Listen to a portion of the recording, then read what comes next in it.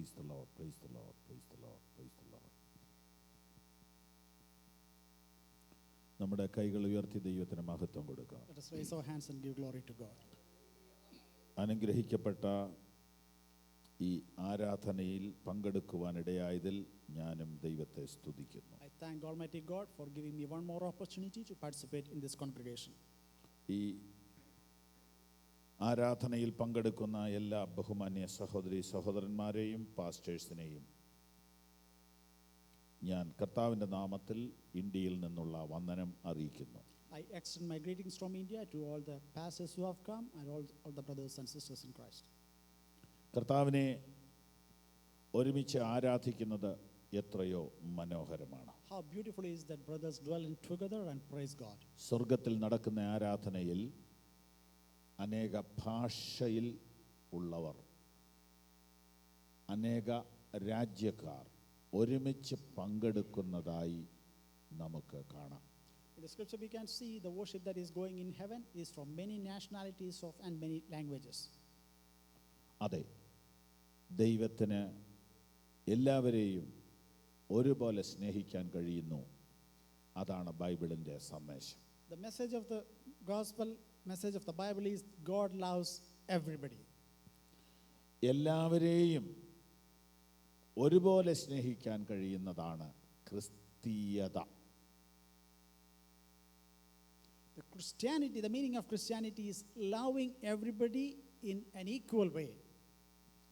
അതാണ് യേശു കർത്താവ് കാണിച്ചു തന്നത്. That is what Christ really showed through his life. യേശു കർത്താവ് ക്രൂശിൽ കിടക്കുമ്പോൾ ദൈവരാജ്യത്തിലേക്ക് പ്രവേശനം കൊടുത്ത ഒന്നാമത്തെ വ്യക്തി തന്നെ ആരാലും സ്നേഹിക്കപ്പെടാത്ത വ്യക്തിയായിരുന്നു. While Christ Jesus was upon the cross, the very first person to whom he gave the privilege for the entrance in heavens, he was the person who will by any chance receive any grace. That was the nature of that person. ആരുടെയും സ്നേഹമോ ആരുടെയും പരിഗണനയോ ലഭിക്കാത്ത വ്യക്തിക്കാണ് യേശു ക്രൂശിൽ വെച്ച് ആദ്യമേ പരിഗണന നൽകിയത്. When Christ Jesus was upon the cross, he showed his grace and mercy to the person. There was the first time he gave us entrance to someone, and that person did not have any qualification, credentials to receive that grace. അതെ, ഒരു യോഗ്യതയും ഇല്ലാതിരുന്ന നമ്മെ കർത്താവ് സ്നേഹിച്ചത് ഓർത്ത് നമുക്ക് ദൈവത്തിന് സ്തോത്രം ചെയ്യാം. Let us thank Almighty God that he loved us and cared for us when we have no credentials or qualifications. Amen. Hallelujah. ഇന്ന് രാവിലത്തെ ദൈവവചനത്തിന് വേണ്ടി ഞാൻ കർത്താവിൻ്റെ മുഖത്തേക്ക് നോക്കി. For this morning's meditation, I looked unto the Lord. ഞാൻ ദൈവത്തിൻ്റെ മുഖത്തേക്ക് നോക്കി വചനം ധ്യാനിച്ചു. I looked to the face of the Lord and meditated from the word. Close. ദൈവത്തിൻ്റെ തിരുവചനത്തിനായി ഞാൻ ദൈവത്തിൻ്റെ മുഖത്തേക്ക് നോക്കി. For the word of God, I looked unto his face. അപ്പോൾ കർത്താവ് എൻ്റെ ഹൃദയത്തിൽ തന്നത്, അവൻ എന്നോട് പറ്റിയിരിക്കാൽ ഞാൻ അവനെ വിടുവിക്കും. The word God gave me is, because he loves me, I will be with him. 91 സങ്കീർത്തനം 14 വാക്യം. That was Psalm 91 verse 14.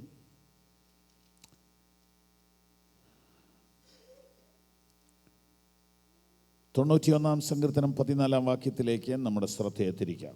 Let us turn to that scripture portion, Psalm 91 verse 14. Psalms 91 verse 14. Because he loves me, says the Lord, I will rescue him. അവൻ എന്നോട് പറ്റിയിരിക്കാൽ ഞാൻ അവനെ വിടുവിക്കും. Because he loves me, says the Lord, I will rescue him. ദൈവത്തോട് മനുഷ്യന് പറ്റിയിരിക്കാൻ പറ്റുമോ? Is it possible that man could be so joined with the Lord, so close to the Lord? അതാണ് ദൈവം നമ്മെക്കുറിച്ച് ആഗ്രഹിക്കുന്നത്. That is what Lord Jesus dearly desires from our lives. എങ്ങനെയാണ് മനുഷ്യൻ ദൈവത്തോട് പറ്റിയിരിക്കുക? How is it possible that man could have an intimate relationship with Christ? അതിന് 3 രീതിയാണ് ബൈബിളിൽ പറഞ്ഞിരിക്കുന്നത്. There are 3 different types of that mentioned in the Bible. ഒന്നാമത് നാം വായിക്കുന്നത് എഫേസ്യ ലേഖനം The first one we see is book of Ephesians, 5-ാം അധ്യായം chapter 5.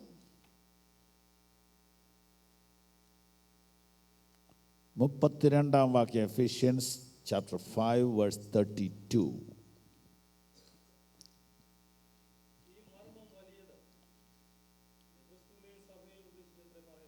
This is a profound mystery, but I am talking about Christ and the church.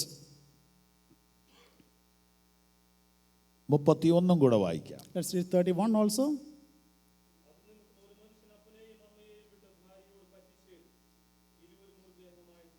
For this reason, a man will leave his father and mother and be united with his wife, and the two will become one flesh.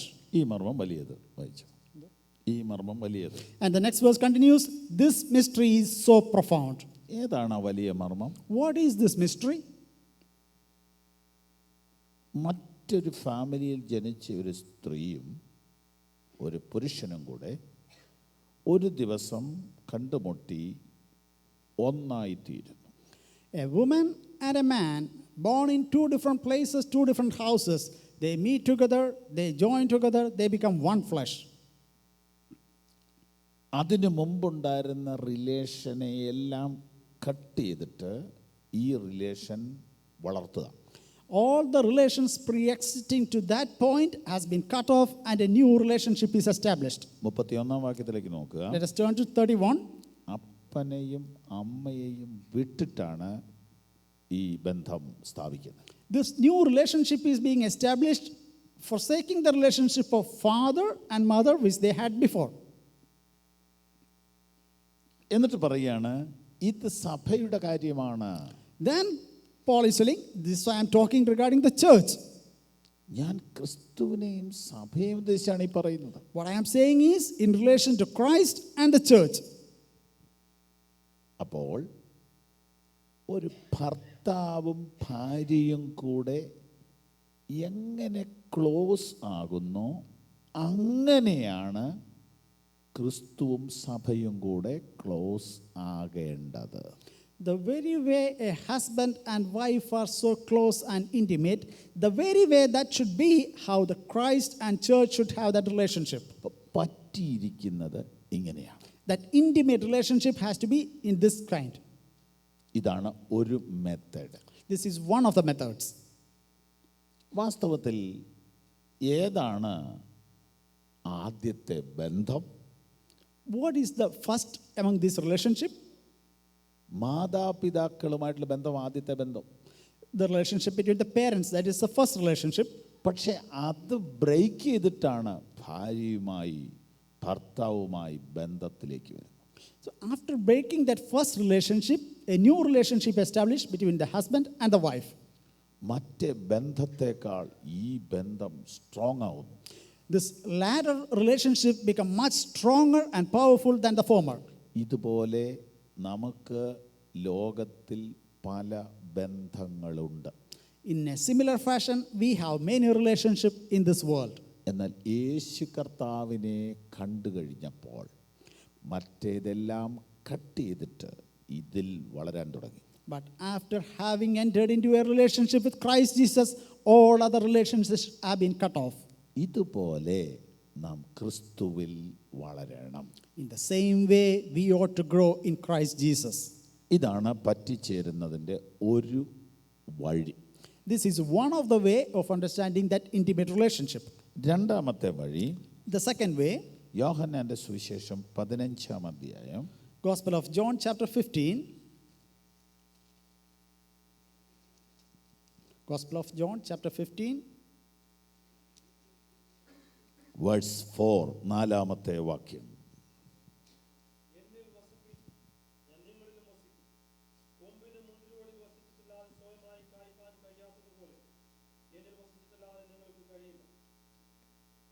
Remain in me, and I will remain in you. No branch can bear fruit by itself.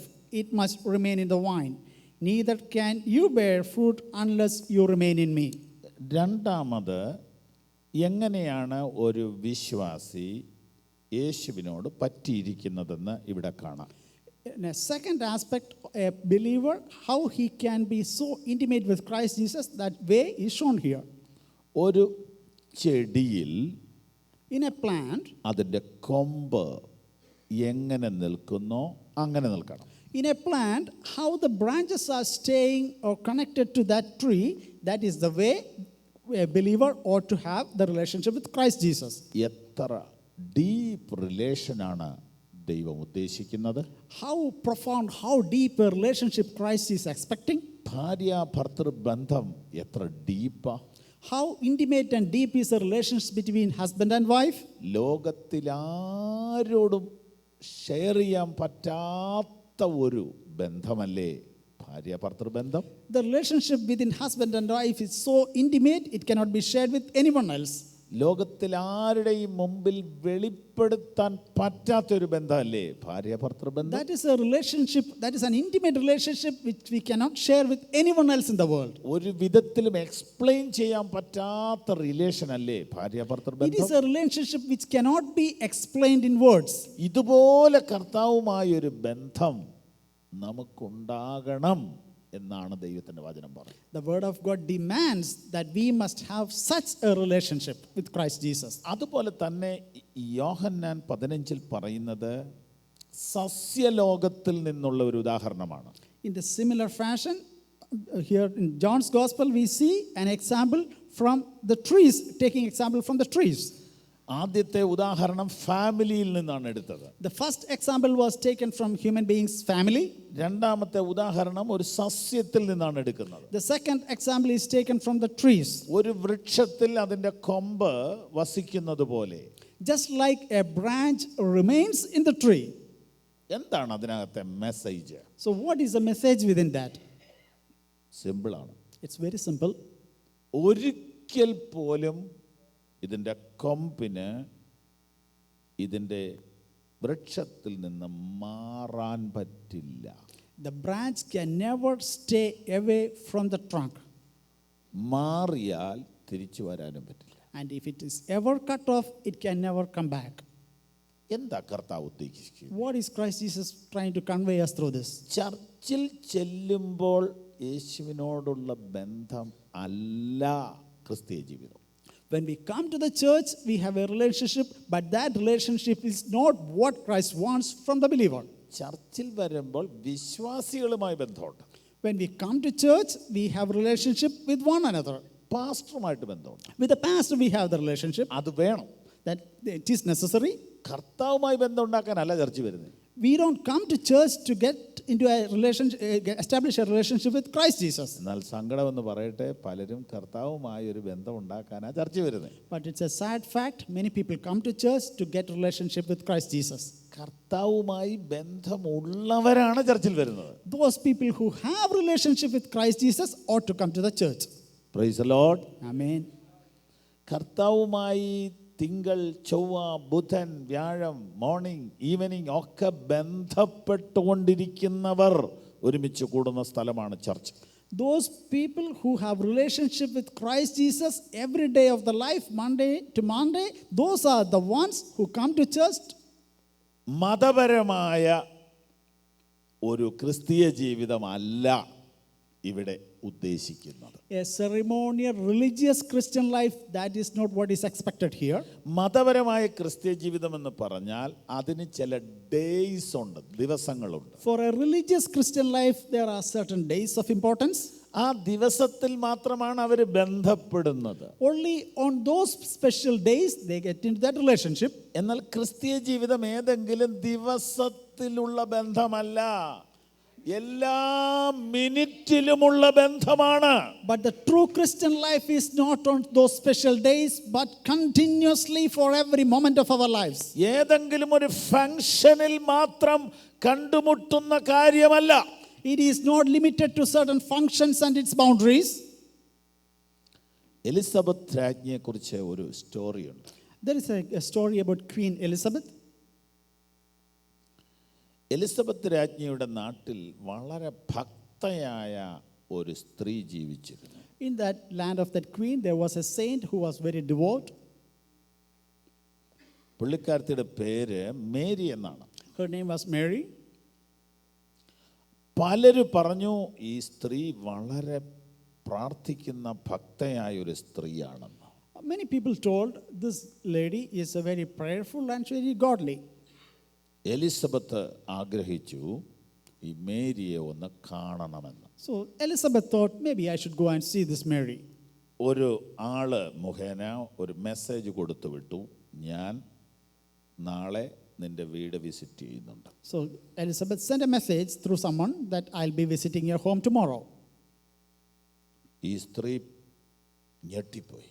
This lady was so awakened. പുള്ളിക്കാരത്തി എന്തെല്ലാം ഒരുക്കങ്ങൾ ചെയ്യാമോ അതെല്ലാം പെട്ടെന്ന് ചെയ്തു. So this lady, whatever preparations she could do in that short while, she immediately did it. അവളുടെ വീട്ടിലേക്ക് വരുന്ന റോഡ് 1 കിലോമീറ്റർ ദൂരത്തിൽ അവൾ ഡെക്കറേറ്റ് ചെയ്തു. Almost 1 kilometer path of entrance to the home, she decorated beautifully. വീട് മുഴുവനും ഫ്ലവർ, നല്ല പുതിയ ഫ്ലവർ പിടിപ്പിച്ചു. And all around the house, she decorated so well with beautiful flowers.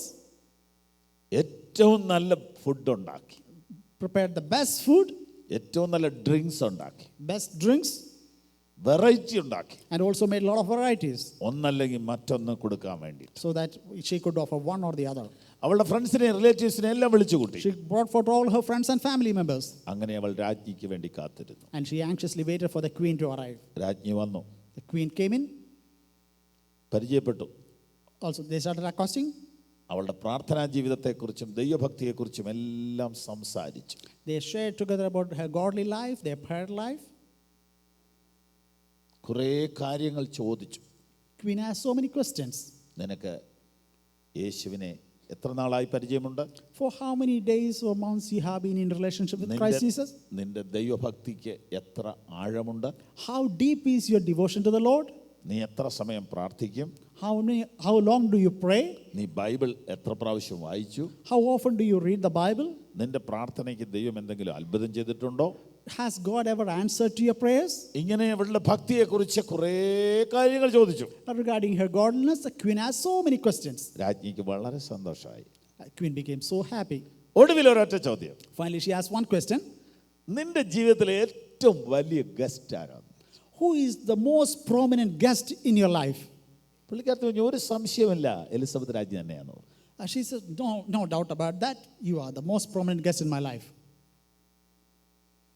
രാജ്ഞി പറഞ്ഞു, എനിക്ക് നിന്നോടുള്ള സകല ബഹുമാനവും തീർന്നെന്ന് പറഞ്ഞു. The queen said, all honor and respect I had to you is over now. ഞാൻ പ്രതീക്ഷിച്ചു നിന്റെ ജീവിതത്തിലെ ഏറ്റവും വലിയ ഗസ്റ്റ് ജീസസ് ആണെന്ന് നീ പറയും എന്നാണ് ഞാൻ പ്രതീക്ഷിച്ചത്. The queen said, I expected and anticipated that you would say Christ Jesus is the most prominent guest in your life. Mary പറഞ്ഞു, sorry. Mary said, I'm sorry. Jesus എൻ്റെ ഗസ്റ്റ് അല്ല. Jesus is not my guest. Jesus എൻ്റെ family മെമ്പറാണ്. He is not a guest, he is my family member. Jesus ഒരിക്കലും എൻ്റെ guest അല്ല. Jesus will never be my guest. Praise the Lord. Amen. രാജ്ഞി പറഞ്ഞു, നിന്നോടുള്ള ബഹുമാനം എനിക്ക് ഇരട്ടിയായിരുന്നു. Then the queen responded, the love I have for you is now doubled. യേശു പലർക്കും ഗസ്റ്റാ. To many people, Christ is a guest. വല്ലപ്പോഴും ഒക്കെ കാണുന്ന ആളാ. They see him often here and there. അതല്ല ക്രിസ്തീയ ജീവിതം. That is not Christian life. ഒരു വൃക്ഷത്തിൽ കൊമ്പ് വസിക്കുന്നത് പോലെ, Just like a branch continuously abides in the tree. ഒരു മിനിറ്റ് പോലും മാറാത്ത ഒരു ബന്ധം കർത്താവുമായി നമുക്കുണ്ടാകണം. What we ought to have is a continuous, non-stop relationship with Christ Jesus. സ്തോത്രം. Amen. മൂന്നാമത്തെ മെത്തേഡ് ബൈബിളിൽ പറഞ്ഞിരിക്കുന്നത്, The third method that Bible tells യിരെമ്യാ about, പ്രവചനം 13:11. Book of Jeremiah, chapter 13:11. Book of Jeremiah, chapter 13:11.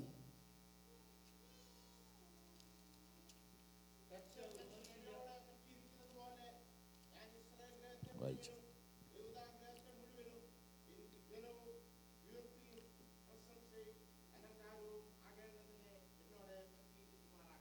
For as a belt is bound around a man's waist, so I bound the whole house of Israel and the whole house of Judah to me, to declare the Lord, to be my people for my renown and praise and honor. But they have not listened. ഒരു belt ഒരു മനുഷ്യനിൽ എങ്ങനെ പറ്റിയിരിക്കുന്നു, അതുപോലെ ഓരോ വിശ്വാസിയും കർത്താവിനോട് പറ്റിയിരിക്കണമെന്ന് അവൻ ആഗ്രഹിക്കുന്നു. Just like a belt is wound tight to one's waist, in the same way God expects every believer to have such an intimate relationship with Christ Jesus. നാം കർത്താവിനോട് എങ്ങനെ പറ്റിയിരിക്കണമെന്ന് 3 കാര്യം ഞാൻ പറഞ്ഞു. I said 3 things in which we ought to have that intimate relationship with Christ Jesus. Amen. Hallelujah. ഈ മെസ്സേജിന്റെ അടുത്ത ഭാഗത്തേക്ക് നാം പോവുകയാണ്. We are going to the next phase of this message. ഇങ്ങനെ പറ്റിയിരിക്കുക എന്നതുകൊണ്ട് എന്താണ് അർത്ഥമാക്കുന്നത്? What is meant by having this intimate relationship? അതിനെക്കുറിച്ച് ഞാൻ ധ്യാനിച്ച 4-5 കാര്യങ്ങളെങ്കിലും തുടർന്ന് നിങ്ങളോട് പറയുവാൻ ആഗ്രഹിക്കുന്നു. When I meditated on that point, I got a few points, 4 or 5. I would like to share that with you. രൂത്തിന്റെ പുസ്തകത്തിലേക്ക് നമുക്ക് വേഗത്തിൽ വരാം. Let us come to the book of Ruth. പ്രാർത്ഥനയോടുകൂടെ ബൈബിൾ തുറക്കാം. Let us open the prayer with a prayer.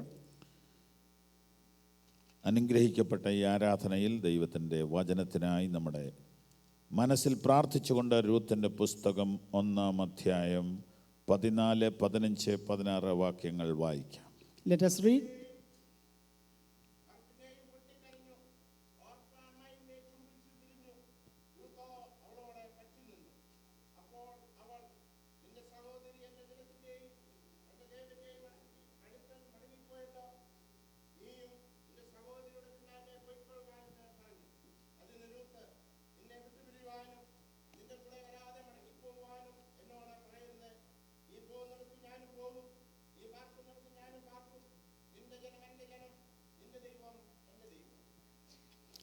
Let me read that in English. At this, they wept again. Then Orpah kissed her mother-in-law goodbye, but Ruth clung to her. Look, said Naomi, your sister-in-law is going back to her people, and her gods go back with her. But Ruth responded, don't urge me to leave you or turn back from you. Where you go, I will go, and where you stay, I will stay. Your people will be my people, and your God, my God. അതിലെ പ്രധാനപ്പെട്ട വാക്ക് എന്ന് പറയുന്നത്, the most important word in those words, രൂത്തോ അമ്മാവിയമ്മയോട് പറ്റി നിന്നു എന്ന വാക്കാണ്. The most important word is, but Ruth clung to her mother-in-law. ഈ ഭാഗം പഠിച്ചാൽ പറ്റി നിൽക്കുക എന്ന അതിൻ്റെ അർത്ഥം നമുക്ക് പഠിക്കാം. When we study this section, we can really understand what is meaning of the word clung. ഇതൊരു പഴയ നിയമത്തിലെ സ്റ്റോറിയാണ്. This is a story from an Old Testament. പഠിക്കാൻ എളുപ്പമാണ്. It's very easy to study. ഇത് ശ്രദ്ധിച്ചാൽ, if you pay attention, പറ്റിയിരിക്കുക എന്ന് പറയുന്നതിൻ്റെ അർത്ഥം ക്ലിയർ ആവും. If you study it carefully, we can really understand the meaning of clung. അതിനു മുമ്പ് ഞാനൊന്ന് വിശദീകരിക്കാം. Let me elaborate. ഒരു ഇസ്രായേലിയ കുടുംബം ഒരു അന്യദേശത്തേക്ക് താമസിക്കാൻ പോയി. An Israelite family moved to a foreign land to dwell there. ഒരിക്കലും പോകാൻ പാടില്ലാത്തതാണ്, പക്ഷേ സാഹചര്യം കൊണ്ട് അങ്ങനെ പോയി. They shouldn't have ever done that, but because of the circumstances, they were forced to do that. സാമ്പത്തിക ബുദ്ധിമുട്ടുകൊണ്ടാണ് അങ്ങനെ പോയത്. Because of financial stress, they did that. ദൈവത്തോട് പ്രാർത്ഥിച്ചിട്ടല്ല അത് ചെയ്തത്. They didn't ask God's counsel before doing that. ഏതായാലും ആ പോക്ക് ദുരിതമായി പോയി. But it so happened they went there. അവിടെ ചെന്ന് കഴിഞ്ഞ് മക്കൾ 2 ആൺമക്കൾ ആ നാട്ടിൽ നിന്ന് കല്യാണം കഴിച്ചു. Both their sons, they got married from natives of that land. ആ കുടുംബനാഥൻ മരിച്ചുപോയി. And the father of the house, he died. കുറച്ച് കഴിഞ്ഞപ്പോൾ ആൺമക്കളും മരിച്ചുപോയി. And as the time passed, both the sons, they also died. 3 വിധവമാർ മാത്രം അവശേഷിച്ചു. The home is left with 3 widows. Naomi, ഓർപ്പ, Ruth. Naomi, Orpah, and Ruth. Naomi എന്ന് പറയുന്നത് സാധാരണ അമ്മായിയമ്മമാരെ പോലെയല്ല, വളരെ model അമ്മായിയമ്മയാണ്. Naomi, the mother-in-law, was not an ordinary mother-in-law. She was a model one. അവർ വളരെ decent ആയ ഒരു അമ്മച്ചിയാണ്. She was a very decent mother-in-law. അതിൻ്റെ തെളിവ് എന്നാന്ന് ചോദിച്ചാൽ ഈ രണ്ട് മക്കളെയും അവരുടെ വാക്കുകൾ ശ്രദ്ധിച്ചാൽ നമുക്കത് മനസ്സിലാവും. If you pay attention to the conversation of these two daughter-in-laws, you can understand that. നല്ല അമ്മയാകുവാനും നല്ല മക്കളാകുവാനും ഞാൻ ഇവിടെയുള്ള സഹോദരിമാരെ പ്രബോധിപ്പിക്കുന്നു. I encourage the sisters over here to be good mothers and good daughters. നല്ല അമ്മയാകുക, നല്ല മകൾ ആകുക. Be good mothers and be good daughters. ഒരു ജീവിതമേ ഉള്ളൂ, രണ്ടാമതൊരു ജീവിതമില്ല. We have only one life to live and no second chance. അവിടെ നല്ലൊരു അമ്മയാകുക, നല്ലൊരു ഭാര്യയാകുക, നല്ലൊരു മകളാകുക, നല്ലൊരു വിശ്വാസിയാകുക. Be a good mother, be a good wife, be a good daughter and be a good believer. ഈ അമ്മ വളരെ പോസിറ്റീവായിട്ടാണ് സംസാരിക്കുന്നത്. This mother was speaking so positively. അമ്മ രണ്ട് മരുമക്കളെ വിളിച്ചിട്ട് പറഞ്ഞു, ഞാൻ എൻ്റെ നാട്ടിലേക്ക് പോവുക. This mother called both the daughters-in-law and said, I'm going to my land. നിങ്ങളെ എൻ്റെ മക്കൾ വിവാഹം കഴിച്ചു. You were married to my sons, പക്ഷേ അവർ മരിച്ചുപോയി. but they passed away. ഞാൻ എൻ്റെ നാട്ടിൽ ചെന്ന് കഴിയുമ്പോൾ നിങ്ങൾക്കൊരു കല്യാണം അവിടെ നിന്ന് ലഭിക്കാൻ ബുദ്ധിമുട്ടാണ്. Once I return back to my native land, to get remarried in that land, it is very difficult for you. നിങ്ങൾക്ക് ഇവിടെയാണെങ്കിൽ നിങ്ങളുടെ സ്വന്തക്കാരുണ്ട്, ഫ്രണ്ട്സ് ഉണ്ട്, നിങ്ങളുടെ നാടാണ്, നിങ്ങൾക്കിവിടെ നല്ലൊരു കല്യാണം ലഭിക്കും. But this land where we live in now, this is your native land. You have friends and families, and you could get a good spouse here. അതുകൊണ്ട് പ്ലീസ് നമ്മുടെ ബന്ധം ഇവിടെ വെച്ച് അവസാനിപ്പിക്കാം. So, for all goodness, let us stop our relationship, put an end to the relationship over here. നിങ്ങൾ എൻ്റെ വീട്ടിൽ വന്ന് കയറിയിട്ട് എനിക്കൊരു ഉപദ്രവവും ചെയ്തിട്ടില്ല, നിങ്ങളെ എനിക്ക് ഇഷ്ടമാണ്, പക്ഷെ നമുക്ക് ഇവിടെ വെച്ച് അവസാനിപ്പിക്കാം. Since you have come into my home, you have not done any harm, you were very nice to me, let us put that relationship to an end right now. അതൊരു സ്റ്റൈലൻ ഡയലോഗ് അല്ല, സിൻസിയർ ആയിട്ടുള്ള സംഭാഷണമാണ്. That was not a violent conversation, but the mother-in-law was having a gentle, sincere conversation. അവർ വളരെ നല്ലൊരു ലേഡിയാണ്. She was a very decent lady. ഒരുപാട് കഷ്ടങ്ങളൊക്കെ സഹിച്ചത് കൊണ്ടായിരിക്കാം അവർ ഇത്ര perfect ആയതെന്ന് എനിക്ക് തോന്നുന്നു. I think because this lady went through so many sufferings, she became so perfect. ഒരുപാട് പെയിനിലൂടെയൊക്കെ കടന്നു പോയി അവൾ നല്ല പെർഫെക്റ്റ് സ്ട്രോങ് ലേഡിയായി തീർന്നിരിക്കുകയാണ്. Going through so many painful situations, she perfected herself. അവൾ വളരെ സിസ്റ്റമാറ്റിക് ആയിട്ട് മക്കളോട് സംസാരിക്കുക. She talked to her daughters in a very systematic way. വെറുതെ കരഞ്ഞതുകൊണ്ട് കാര്യമില്ല, പ്രാക്ടിക്കലായിട്ട് ചിന്തിക്കണം. നിങ്ങൾ നിങ്ങളുടെ വീട്ടിൽ പോയി വേറെ വിവാഹം കഴിക്കാം, നിങ്ങൾക്ക് പ്രായം പോയിട്ടില്ല. She said in a very profound way, there is no point in lamenting. You still have age and you could go get married and you have a decent life. പ്രാക്ടിക്കലാകാനായിട്ട് പഠിപ്പിക്കുന്ന ഈ അമ്മ അപാര കഴിവുള്ള സ്ത്രീ തന്നെയാണ്. This lady is of profound abilities because she is able to speak in practical terms. ഇവര് വൈകാരികമായിട്ടല്ല സംസാരിക്കുന്നത്, She is not speaking from emotions, ബുദ്ധിയോടെയാണ് സംസാരിക്കുന്നത്. being very practically wise. അതാണ് ആ അമ്മയോട് എനിക്ക് ബഹുമാനം തോന്നിയത്. So I have a respect for this mother-in-law. വൈകാരികത കൊണ്ട് വലിയ പ്രയോജനമൊന്നുമില്ല. Because of being led by emotions, there is not much benefit. കുറച്ച് കരയാമെന്ന് മാത്രമേ ഉള്ളൂ. We can lament for a while. പ്രാക്ടിക്കലായിട്ട് കാര്യങ്ങളെ ചിന്തിക്കുന്നതാണ് ബുദ്ധി. It is always wise to think practically. അമ്മച്ചി പറഞ്ഞു, മക്കളെ നമുക്ക് ഇവിടെ വെച്ച് പിരിയാം. The mother-in-law said, daughters, let us put an end to the relationship here. രണ്ട് മക്കളും കൂടെ അമ്മയെ വട്ടം അങ്ങ് പിടിച്ചു. Both the daughters-in-law started clinging to the mother. ഞങ്ങൾ ഒരിക്കലും അമ്മയെ വിടത്തില്ല. Oh, they said, no, we will never leave you. എന്തൊരു അമ്മയാ, What a good mother you are.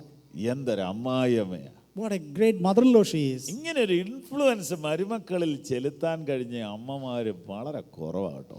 There are very few mother-in-laws who could have such an impact and influence on their daughter-in-laws. ഒരു മരുമകളല്ല, രണ്ട് മരുമകളും കൂടി അമ്മയെ അങ്ങ് വട്ടം പിടിച്ചു. Not just one daughter-in-law, both the daughter-in-law claim and started embracing the mother-in-law. ഇപ്പൊ തോന്നുന്നു ഇത് മക്കള് തന്നെയാണോ എന്ന് തോന്നിപ്പോവും. One could think, are they really daughters-in-law or real daughters? ചിലര് പറയുന്നു അമ്മയുടെ കഴിവ് മാത്രമൊന്നുമല്ല, പിള്ളേര് നല്ലതായതുകൊണ്ടാണ്. Some may say it's not the capabilities of the mother-in-law, probably because of the skills of the daughter-in-law. രണ്ടും ഉണ്ടെന്നാണ് എൻ്റെ അഭിപ്രായം. I think both ways are true. Praise the Lord. Amen. കെട്ടിപ്പിടിച്ച് കരഞ്ഞു കഴിഞ്ഞപ്പോൾ അമ്മ ഒരു ടവൽ എടുത്തിട്ട് അവരുടെ കണ്ണുനീരൊക്കെ അങ്ങ് തുടച്ചു. After that embrace, mother-in-law took a towel and wiped out their tears. മക്കളെ വെറുതെ ഇമോഷണൽ ആയതുകൊണ്ട് കാര്യമൊന്നുമില്ല. The mother-in-law advised daughters, there is no point of being emotional. നമ്മൾ ഇഷ്ടം പോലെ കരഞ്ഞതല്ലേ. We have cried plenty in the past. എൻ്റെ കെട്ടിയവൻ മരിച്ചു, നിങ്ങളുടെയൊക്കെ ഭർത്താക്കന്മാരും മരിച്ചു, നമ്മൾ ഇനി എന്നാ കരയാനുള്ളേ? I lost my husband, you lost your husband, we cried a lot. What's the point of crying further? അതുകൊണ്ട് നമ്മൾ ഇനി പ്രാക്ടിക്കലാണ്. Now let's move into the practical phase. കരഞ്ഞുകൊണ്ട് കാര്യമൊന്നുമില്ല. There's no point of crying again and again. എൻ്റെ കൂടെ പോകുന്ന എന്നാ പറയുന്നു? What's the point of coming with me? കൂടി വന്നാൽ 5 കൊല്ലം കഴിയുമ്പോൾ ഞാനും അങ്ങ് മരിക്കും. Probably after 5 years I also will pass away. നിങ്ങൾ ഇവിടെ ജീവിക്കുക. You live in this land. ഇവിടെയാണ് അങ്കിളുണ്ട്, ബ്രദേഴ്സ് ഉണ്ട്, ആരെങ്കിലും ഒക്കെ ഉണ്ടാവും. You have your family members here, your relatives here. You have many people here. അവിടെ വന്ന ഒരു മനുഷ്യരില്ല. And you come over there, you don't have anybody there. അമ്മയുടെ കൗൺസിലിങ് ഓർപ്പയ്ക്ക് എഫക്റ്റ് ചെയ്തു. The mother-in-law's counsel becomes so effective to Orpah. ഓർപ്പ കുറച്ചുകൂടെ practical ആണെന്ന് എനിക്ക് തോന്നുന്നു. Or I think Orpah is more practical in this way. അമ്മ നന്നായിട്ട് council ചെയ്തു കേട്ടോ. The mother-in-law really counseled well. 14 വാക്യം Verse 14. വളരെ ഇമ്പോർട്ടൻ്റ് ആയ വാക്യമാണ്. It's a very important verse. അവർ രണ്ടുപേരും പൊട്ടിക്കരഞ്ഞു. And this they both wept. ഓർപ്പ വീണ്ടും മുന്നോട്ട് വന്നു. And Orpah came forward again. കെട്ടിപ്പിടിച്ച് ഹഗ് ചെയ്ത് ഒന്നുകൂടി അങ്ങ് കരഞ്ഞു. She wept again, embracing, and she cried aloud. വീണ്ടും കരഞ്ഞു. Again she cried. ഉറക്കെ കരഞ്ഞു. She cried loudly. എന്നിട്ട് ബൈ പറഞ്ഞു. Then she said bye-bye. പക്ഷേ രൂത്ത് പിരിഞ്ഞില്ല. But Ruth remained back. Ruth ഇങ്ങനെ അങ്ങ് പിടിച്ചിട്ട് പറഞ്ഞു, ഈ ബന്ധം മരിച്ചിട്ടല്ലാതെ മുറിയത്തില്ല. And Ruth clung to her mother-in-law and said, this relationship will never come to an end until we die and get separated. ധനം കിട്ടിയാലും മാനം കിട്ടിയാലും സ്നേഹം കിട്ടിയാലും സന്തോഷം കിട്ടിയാലും പ്രമോഷൻ കിട്ടിയാലും ഈ ബന്ധം മുറിയില്ല. Come what may, whether health, wealth or goodness come in my life, this relationship shall not be separated. നിന്നെ കൂടാതെയുള്ള ഒരു സന്തോഷം എനിക്ക് വേണ്ട. I do not want to live a life of joy without being a part of you. നിന്നെ കൂടാതെയുള്ള ഒരു സുഖം എനിക്ക് വേണ്ട. Without being into a relationship with you, I don't want to enjoy the world. നിന്നെ കൂടാതെയുള്ള ഒരു പ്രൊമോഷൻ എനിക്ക് വേണ്ട. I do not need a promotion without you being in my life. എന്നാ ഡിസിഷൻ ആണത്? What a profound decision she's making. ഇതുപോലെ നമുക്ക് കർത്താവിനോട് ഒരു ഒരു ഒരു ബന്ധം, ഒരു തീരുമാനം ഉണ്ടാകണം. In a similar fashion, we ought to have a relationship and a decision to our Master and Lord Christ Jesus. കർത്താവേ, നിന്നെ പിരിഞ്ഞുള്ള ഒരു സന്തോഷം എനിക്ക് വേണ്ട. Lord, I don't want any joy without you. അവിടെ എവിടെയൊക്കെ സന്തോഷത്തിന് നിങ്ങളെ വിളിക്കും. Here and there people will call you to share the joy. ചെറുപ്പക്കാരെയൊക്കെ സന്തോഷത്തിന് വേണ്ടി വിളിക്കും. Youngsters, you will get calls to be in the presence for happiness and joy. യേശുവിനെയും കൂടെ കൊണ്ടുപോകാമെങ്കിൽ പൊയ്ക്കോണം. But if you can carry Christ Jesus along with you, go into that. Yesu enjoy ചെയ്യാത്ത ഒന്നിലും നീ enjoy ചെയ്യരുത്. If Christ cannot participate in that fellowship and he cannot enjoy, then don't go there. യേശു സന്തോഷിക്കാത്ത ഒന്നിലും നീ സന്തോഷിക്കരുത്. Where Christ cannot enjoy, you don't enjoy. എന്തുകൊണ്ടെന്നാൽ നിങ്ങൾ ഒന്നായി പോയി. Because you have been united now. Praise the Lord. Hallelujah. Praise the Lord.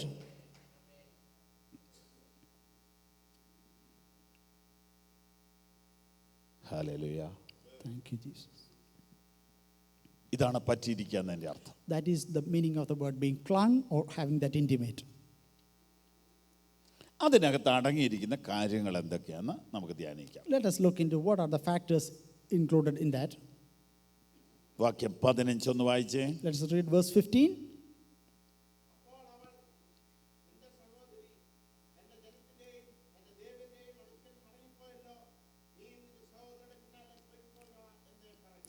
Look, said Naomi, your sister-in-law is going back to her people and her gods. Go back with her. നിനക്ക് അവളെ പോലെ ഒരു തീരുമാനം എടുത്തുകൂടെ? Can't you also take a decision just like your sister did? ഒരു പ്രാവശ്യം കൂടെ ചോദിക്കുക. Mother-in-law is asking again. രൂത്തിന്റെ മറുപടി കേട്ടോണം. Listen to Ruth's response. Verse 16. വായിക്കാം. ആ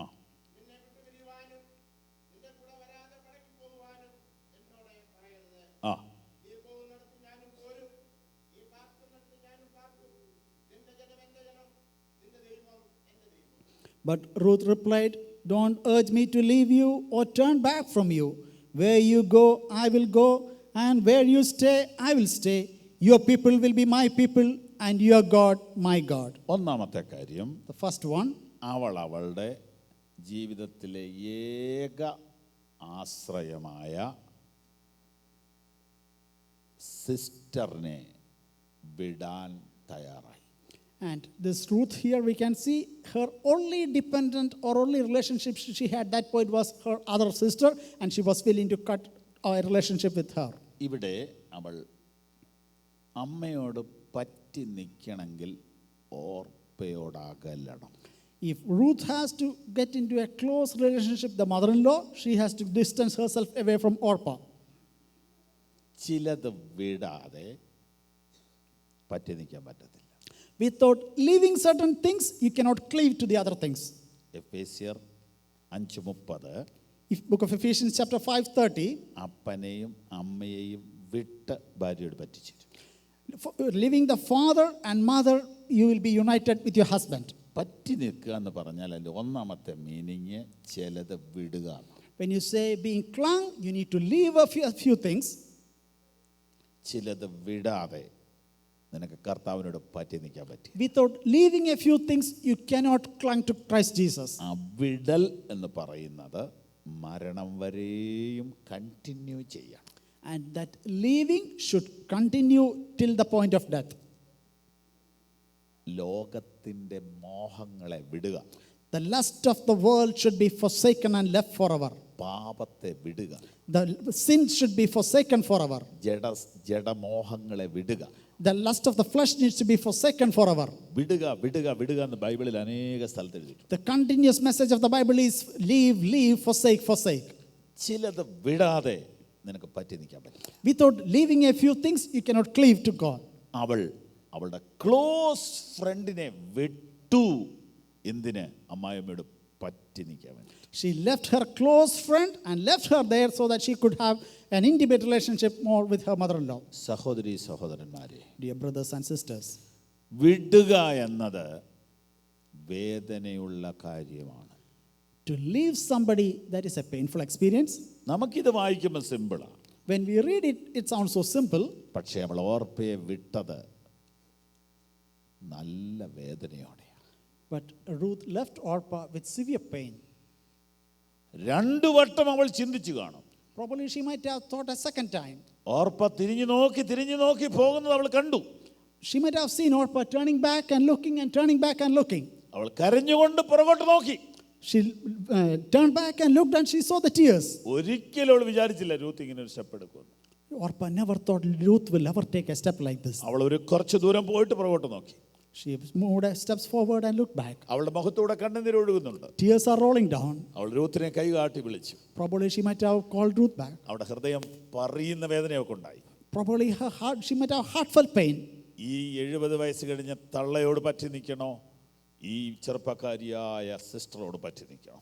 She had the question before her, should she cling to her mother-in-law who is very old in age, or cling to the Orpah who is young? And ഈ യൗവനത്തിലെ സുഖങ്ങളോട് പറ്റി നിൽക്കണോ, കുരിശിൽ ജീവൻ തന്ന യേശുവിനോട് പറ്റി നിൽക്കണോ? or should you cling to the youthful lust or cling to Christ Jesus and the cross?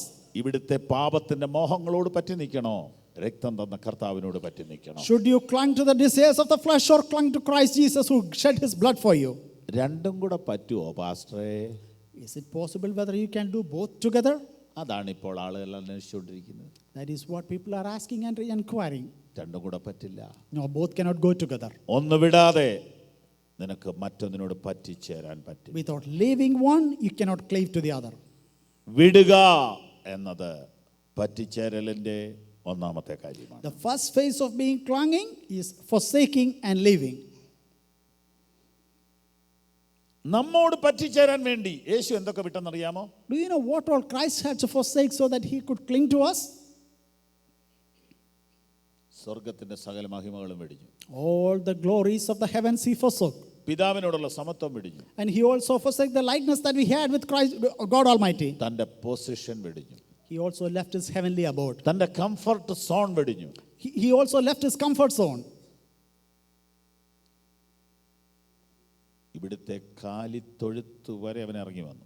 He came down to the humble abode of that the Bethlehem temple. ക്രൂശിലെ മരണം വരെ അവൻ വന്നു. And he come down to the lowest state of being died on the cross of Calvary. എന്തിനാണെന്നറിയാമോ? You know for what? നിന്നോട് പറ്റിച്ചേരാൻ, So that he could have that intimate relationship നിന്നെ with you. സ്നേഹിക്കാനാ, So that he could love you. നിന്നെ മാറോട് അണയ്ക്കാൻ. So that he could embrace you. അവൻ വളരെ വലുത് വിട്ടിട്ടാ വന്നത്. He left the glorious things and came down. Praise the Lord. Hallelujah. ഇതുപോലെ വിട്ടവനെ സ്നേഹിക്കാൻ എന്തെങ്കിലുമൊക്കെ ഒന്ന് വിടാനായിട്ട് ഇന്ന് രാവിലെ നമുക്കൊന്നുകൂടെ സമർപ്പിക്കാം. Let us surrender ourselves so that we may leave a few things and we cling on to the Master. രണ്ടാമത്തെ കാര്യം അവിടെ വായിച്ചത്, The second point that we read there, നീ പോകുന്നിടത്ത് ഞാൻ പോരും. where you go, I will go. എന്താണ് അതിനകത്തെ meaning? What is the meaning of that? ഇനി മുതൽ എൻ്റെ വഴി മാറുന്നു. From now onwards, my path will be different. പറ്റിച്ചേരുക എന്ന് പറഞ്ഞാൽ രണ്ടാമത്തെ meaning, The meaning of this being clung is this: നമ്മുടെ വഴികൾ ചേഞ്ച് ആവും. the path we tread will be different. നീ പോകുന്നിടത്ത് ഞാൻ വരും എന്ന് പറഞ്ഞാൽ എൻ്റെ വഴി ഇനി നീ തീരുമാനിക്കുന്നത്. When someone say where you go, I'll go, that means the other person is going to decide the path. എവിടെ പോകണമെന്നുള്ള എൻ്റെ ഡിസിഷൻ ഇനിയില്ല. നീ എടുക്കുന്ന സ്റ്റെപ്പ് ഞാൻ ഫോളോ ചെയ്യും. There is no more me taking the decision, rather you decide and I follow. എൻ്റെ വഴി മാറുന്നു. My path is changed. യെശയ്യാ 55:8 ഇങ്ങനെ പറയുന്നു, Book of Isaiah chapter 55:8 says like this: നിങ്ങളുടെ വഴികളല്ല എൻ്റെ വഴികൾ. My ways are not your ways. ആകാശം ഭൂമിക്ക് മീതെ ഉയർന്നിരിക്കുന്നത് പോലെ എൻ്റെ വഴികൾ നിങ്ങളുടെ വഴികളെക്കാൾ ഉന്നതമാണ്. As the heavens are high above the earth, so my ways are far different from your ways. കൈകൾ ഉയർത്തി ദൈവത്തിന് സ്തോത്രം. Hallelujah. നിന്റെ വഴി മാറാൻ തയ്യാറാണോ? Are you willing to change your path? ഞാൻ ഇച്ചിരൂടെ ആഴത്തിൽ പറയട്ടെ. Let me say a little more deeper. ഒരു യഥാർത്ഥ ദൈവ പൈതലിൻ്റെ നാളത്തെ കാര്യം പോലും അവൻ അറിയില്ല. For a true child of God, he does know what is going to happen in the very next moment or even tomorrow. കർത്താവാ തീരുമാനിക്കുന്നത്. God is the one going to decide that. കർത്താവാ തീരുമാനിക്കുന്നത്. God is the one deciding that. അങ്ങനെ blind ആയിട്ട് സമർപ്പിക്കുന്നവനാ വിശ്വാസി. And one who could blindly surrender himself, his name is called the believer. വഴി മാറാൻ തയ്യാറാണോ? Are you willing to change the path? നാളെ പറ്റി നിൽക്കാൻ പറ്റൂ. Then only you can cling on. നീ പോകുന്നിടത്ത് ഞാൻ പോകും. Wherever you go, I'll go. എനിക്കൊരു പ്ലാൻ ഇല്ലെന്നേ. I don't have a plan anymore. എനിക്കൊരു പ്രോജക്റ്റ് ഇല്ലെന്നേ. I don't have a project anymore. എന്റെ പ്ലാൻ നിന്റെ plan. My plan is your plan. എന്റെ പ്രോജക്റ്റ് നിന്റെ project. My project is what is your project. Hallelujah. Praise the Lord. പറ്റി നിൽക്കുക എന്നുള്ളതിന്റെ ആഴങ്ങൾ മനസ്സിലായോ? Are you able to comprehend the meaning and the depth of being clung? ആമേൻ. മൂന്നാമത്തെ കാര്യം, The third aspect, പാർപ്പിടം മാറുന്നു. the dwelling place changes. വാക്യത്തിൽ നോക്കിയേ, നീ പാർക്കുന്നിടത്ത് ഞാൻ പാർക്കും. Where you stay, I will stay. പറ്റി നിൽക്കുക എന്ന് പറഞ്ഞാൽ അർത്ഥം എന്താ? So what's the meaning of being clung? പാർപ്പിടം മാറുന്നു. Even the dwelling place also changes. പാർപ്പിടം മാറുക, വെക്കേറ്റിംഗ് എന്ന് പറഞ്ഞ ഭയങ്കര പാടാ. To move away or vacate the place, it's very difficult experience. പക്ഷേ ഈ പെങ്കൊച്ചി പറയാൻ നോ പ്രോബ്ലം, നീ എവിടെ പാർത്താലും ഞാൻ അവിടെ പാർത്തോളാം. But this daughter-in-law is telling, no problem, whatever it may be, where you stay, I will stay. അതിന്റെ ബാത്റൂം എവിടെയാണെന്ന് എനിക്കറിയില്ല. I don't know where the bathroom is. റൂമിന് എത്ര ഇടയുണ്ടെന്ന് എനിക്കറിയില്ല. I don't know how spacious the rooms are. Bed ഉണ്ടോന്നറിയില്ല. I don't know whether there is bedding. Fan ഉണ്ടോന്നറിയില്ല. I don't know whether there is air condition ഉണ്ടോന്നറിയില്ല. I don't know whether there is air condition. വീട് തന്നെ ഉണ്ടോന്നറിയില്ല. I don't know what are the comforts there. അവൾ പറഞ്ഞതിന്റെ അർത്ഥം എന്നാണെന്നറിയോ? You know what she said? നീ റോഡിലാ പാർക്കുന്നത്, ഞാൻ ready. Even if you are going to live on the streets, I'll be with you there. നീ waiting ഷെഡിലാ പാർക്കുന്നത്, ഞാൻ ready. If you are staying in a waiting shed, there I'll be. വിശ്വാസികളെ, സഹോദരി സഹോദരന്മാരെ, dear brothers and sisters, നിങ്ങളിൽ പലരും എന്നേക്കാൾ കൂടുതൽ പ്രാർത്ഥിക്കുന്നവരായിരിക്കും. many of you may have much more prayer life than me.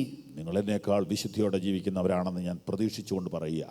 I hope and believe that you are more holier than me. With that I say this. സ്വർഗമഹിമ വിട്ടിട്ട് Living the heavenly abode, തലചായ്ക്കാൻ ഇടമില്ലാത്തവനായി തീർന്ന യേശുവിൻ്റെ മുഖത്തേക്ക് നോക്കിയിട്ട് ഇന്ന് പകലിൽ പറയണം, നീ പാർക്കുന്നിടത്ത് ഞാൻ പാർക്കും. Look unto the face of Christ Jesus, who had not even a place to stay, and tell him, where you stay, I will stay. അത് ഗത്സമനയാണെങ്കിലും ഞാൻ റെഡി.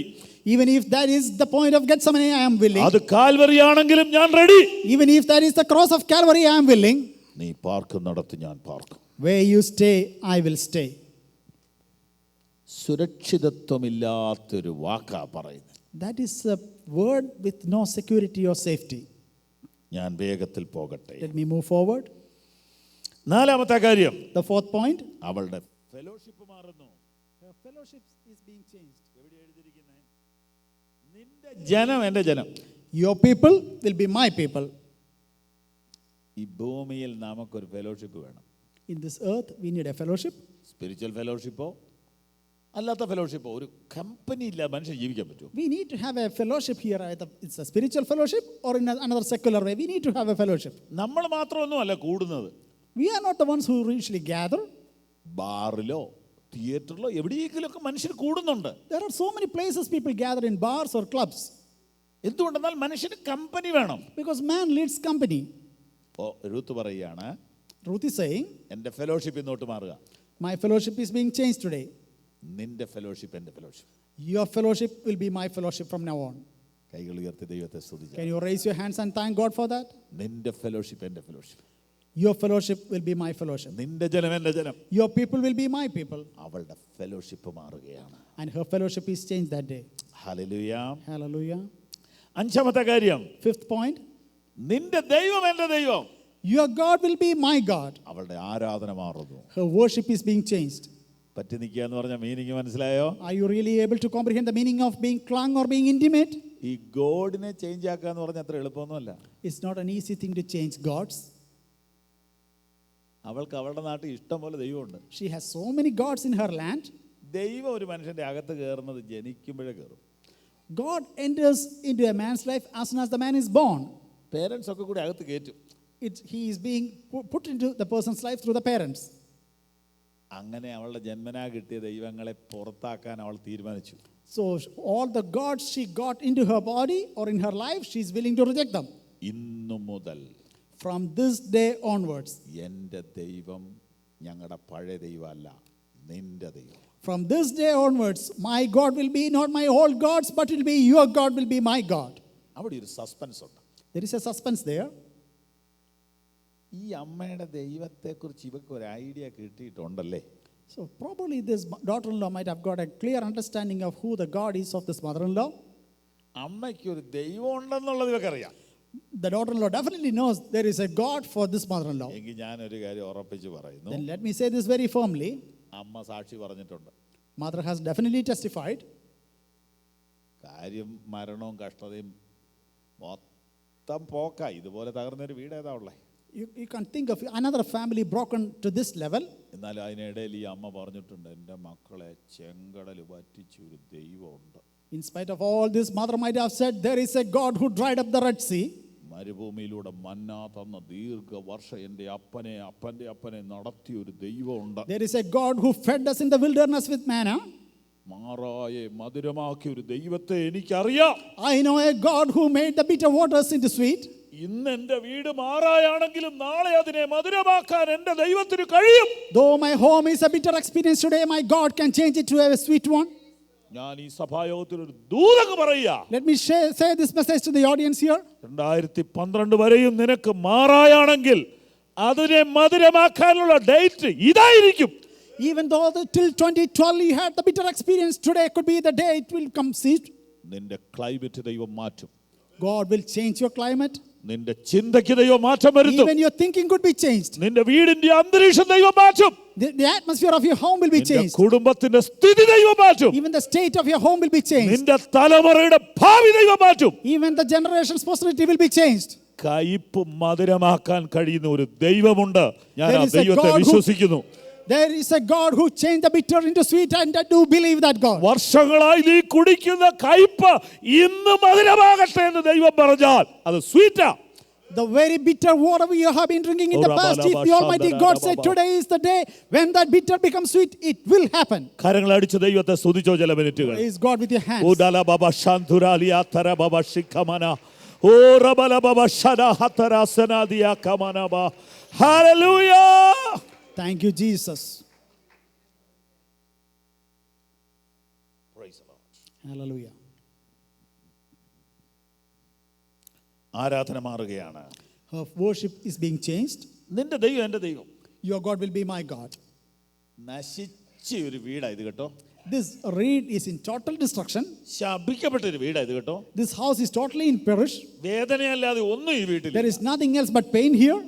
പക്ഷെ അമ്മ പറയാ കയ്പ് മധുരമാക്കുന്ന ഒരു ദൈവമുണ്ട്. But the mother is telling there is a God who changed the bitterness into sweetness. Ruth പറയാ എനിക്ക് ആ ദൈവത്തെ മതി. Ruth is saying, I need only that God. കയ്പില്ലാത്ത ദൈവത്തെ അല്ല, കയ്പിനെ മധുരമാക്കുന്ന ഒരു ദൈവത്തെ. Oh, not a God who take away the bitterness, but who can make the bitterness into sweetness. Praise the Lord. Hallelujah. ആറാമത്തെ കാര്യം, 6th point.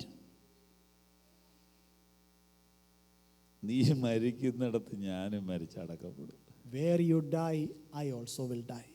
അവൾ ശവക്കോട്ട മാറാനും തീരുമാനിച്ചു. She is even willing to change the cemetery. അയ്യോ, ഇത് കേരളത്തെ സംബന്ധിച്ച് വലിയ problem. This is a very important factor for people from Kerala. School വേണേ മാറിക്കോ, കോളേജ് വേണേ മാറിക്കോ, ശവക്കോട്ട മാറരുത്. We can change the schools, you can change the colleges, but the cemetery, no, we cannot reject that. എന്താ രൂത്തിന്റെ decision? How profound is Ruth's decision here? സെമിത്തേരി കൂടെ മാറിക്കോളാം. I'm even willing to change the cemetery. എൻ്റെ അപ്പനെ അപ്പൻ്റെ അപ്പനെ അമ്മയെ അമ്മയുടെ അമ്മയെ അടക്കിയ സെമിത്തേരി ഇവിടെ ഉണ്ട്, പക്ഷെ എനിക്കത് വേണ്ട. There is a cemetery here which buried all my forefathers and mothers. I do not want that cemetery anymore. കാരണം The reason behind? അവരവിടെ കിടക്കുകയുള്ളൂ, നിന്നെ അടക്കുന്നിടത്ത് കാഹളം ധരിക്കും. Because their dead bodies remain there, but where you are buried, the trumpet will sound there. Hallelujah. കാഹള ശബ്ദം മുഴങ്ങുന്ന ഒരു കല്ലറ നിനക്കുണ്ടെന്ന് എനിക്കറിയാം, എനിക്കത് മതി. I do believe that you are going to be buried in a place where the trumpet sound will be heard. That is what I need. കണ്ണുകളടയ്ക്കാം. Let us close our eyes. കർത്താവ് തൻ ഗംഭീരനാദത്തോടും പ്രധാന ദൈവ ദൂതശബ്ദത്തോടും, കർത്താവ് തൻ ഗംഭീരനാദത്തോടും പ്രധാന ദൈവ ദൂതശബ്ദത്തോടും സ്വർഗത്തിൽ നിന്നിറങ്ങി. കരങ്ങളടിച്ചു പാടാം. സ്വർഗത്തിൽ നിന്നിറങ്ങി വന്നിടുമ്പോൾ എത്രയോ സന്തോഷം, എത്രയോ സന്തോഷം, എത്രയോ സന്തോഷം മധ്യാകാശത്തിൽ. എത്രയോ സന്തോഷം, എത്രയോ സന്തോഷം, എത്രയോ സന്തോഷം മധ്യാകാശത്തിൽ. എത്രയോ സന്തോഷം, എത്രയോ സന്തോഷം, എത്രയോ സന്തോഷം മധ്യാകാശത്തിൽ. പ്രിയ കർത്താവേ, Dear Lord Jesus, അങ്ങയോട് പറ്റിയിരിക്കുന്നതിൻ്റെ പ്രാധാന്യത ഞങ്ങളെ കാണിച്ചു തന്നതിനായിട്ട് നന്ദി.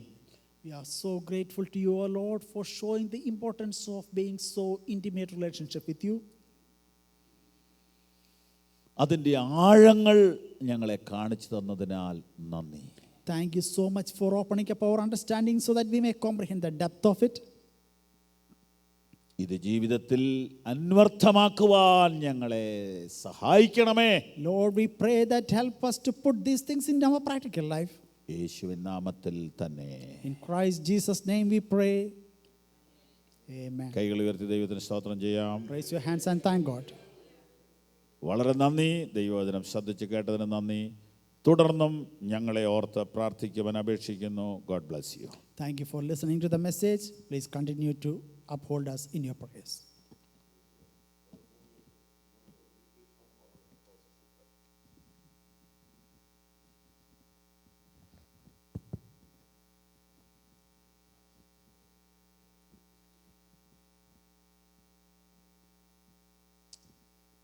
We heard a beautiful message this morning. Let us submit our life and try to follow what God has spoken to through our dear pastor.